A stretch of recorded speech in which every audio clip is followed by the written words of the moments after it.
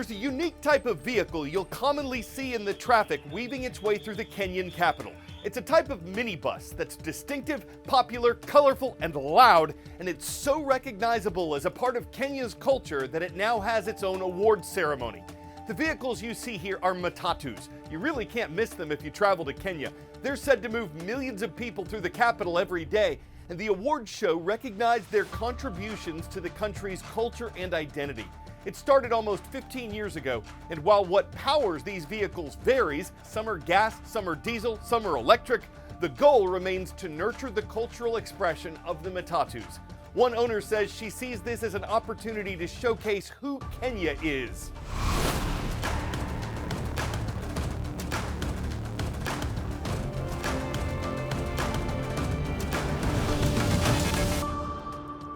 Hi, I'm Carl Azuz for The World from A to Z. Want to take a moment to give a special shout out to the teachers I met over the weekend in Washington. You are amazing, inspiring, uplifting, and awesome like Fridays. I'm so thankful to have spent time with you.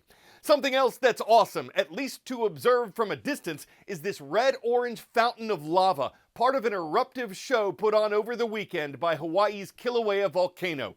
Its current eruption began almost a year ago, last December 23rd. Since then, it's had dozens of explosive episodes, but what officials called a triple vent eruption, a pretty rare occurrence, took place Saturday, with one of those vents shooting molten rock as high as 1,000 feet in the air. This went on for hours and eventually destroyed one of the cameras recording it. Residents downwind of the eruption were told to watch out for gases and glass particles that could irritate their eyes and skin. According to Encyclopedia Britannica, Kilauea is the most active volcanic mass on the planet. Word of knowledge. What became known as the date which will live in infamy? June 6, 1944, October 24, 1929, December 7, 1941, December 17, 1903.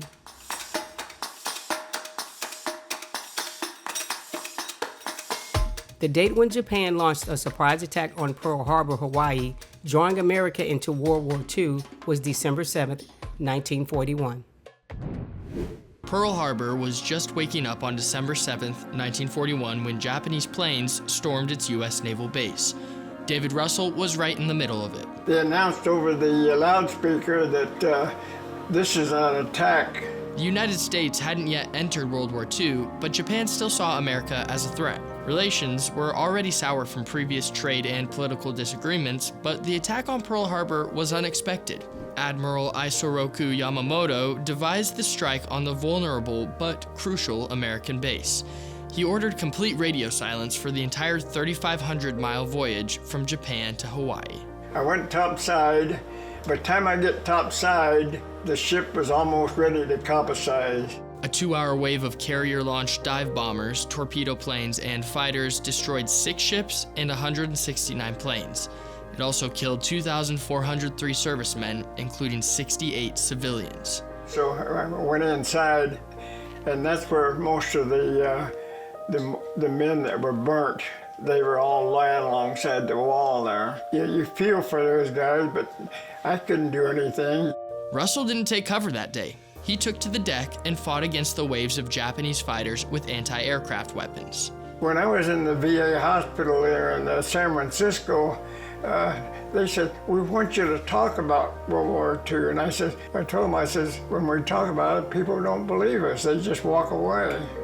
So now, people want to know more about it. So we're trying to talk about it.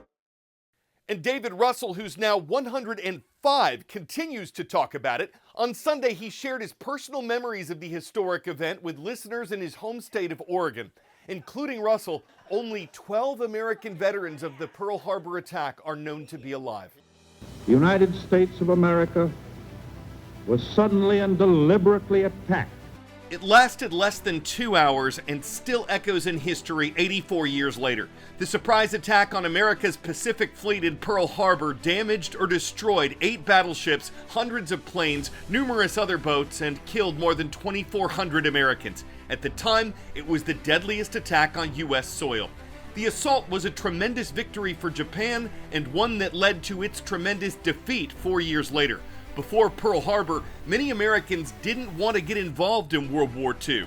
But as news of the attack reached the mainland United States, Americans came together in common purpose, and as President Roosevelt put it, to win through absolute victory and make certain that this form of treachery should never endanger America again.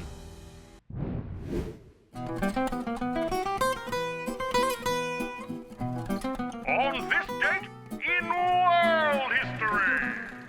December 8th, 1542 was when a girl named Mary Stuart was born. Well, what's remarkable about that was the fact that her father was the King of Scotland, and he died 6 days later, leaving Mary, Queen of Scots.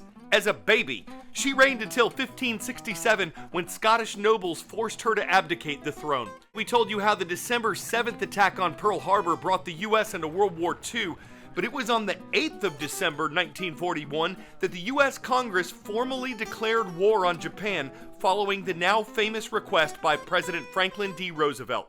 And this was the date in 1980 when musician John Lennon was shot and killed in New York City. The 40-year-old Briton had been part of the Beatles, probably the most famous band of the 20th century.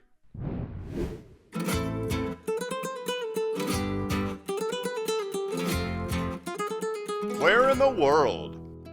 Originally home to indigenous groups, this place became the site of British colonies starting in 1788.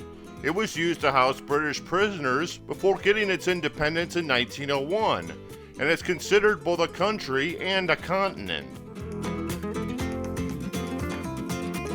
This is Australia, a nation of 27 million people.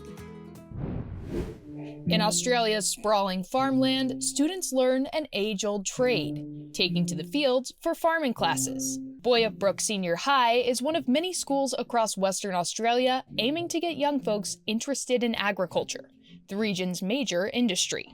The Cert 1 in Ag is the most popular course. We have quite a lot of the Year 9 and 10 students electing to do the Ag course. Last year we had 0 Year 10s remaining in our high school. This year we had 13.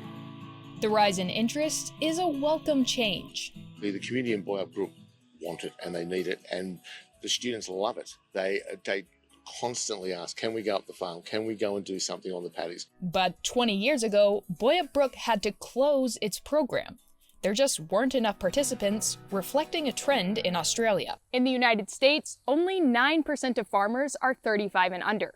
And the global average of professional farmers is over 40. This likely reflects a shift in education. Global higher education levels have risen significantly since the 1950s, and many young people opt for non-agricultural jobs. In 2022, Australia's demand for apprenticeship and traineeship workers spiked by about 80%.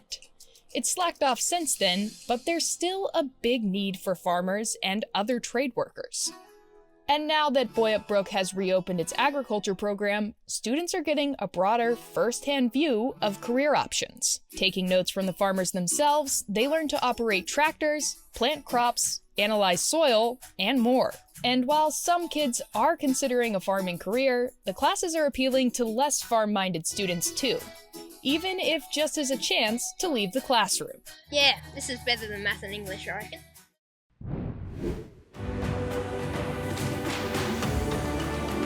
Excited to visit our friends in Mountain Lake, Minnesota today, talking about the classes of Mr. Hansen, Miss Svela, Miss Rosenbrook, and Mr. Chantharak. Always great to see the Wolverines of Mountain Lake Public School. From Mountain Lake to Lake Mountain, that's the middle school in Saratoga Springs, Utah, where Mr. Horton's students are watching. Let's go Warriors! And how about the Lobos of Lopez Early College High School? Mr. Kane's class, we see you in Brownsville, Texas.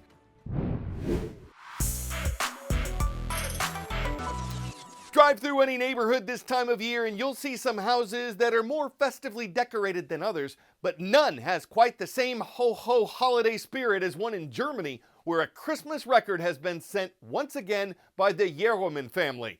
They take O Tannenbaum to extremes, putting up 621 decorated Christmas trees this year, according to German officials. That's the most ever counted, beating the previous records this family has set 6 times before. Oh, Christmas trees, how plenty are your branches. They may needle neighbors with their lights, but be birds hide and seek delight, waiting warmer months as dormant, then showing off every ornament, standing closely as they can be, making others evergreen with envy, either that or getting heckled, but firmly planted in a record. I'm Carl Azuz, and you can chop that down all you want, but more puns are growing back tomorrow. This is the world from A to Z.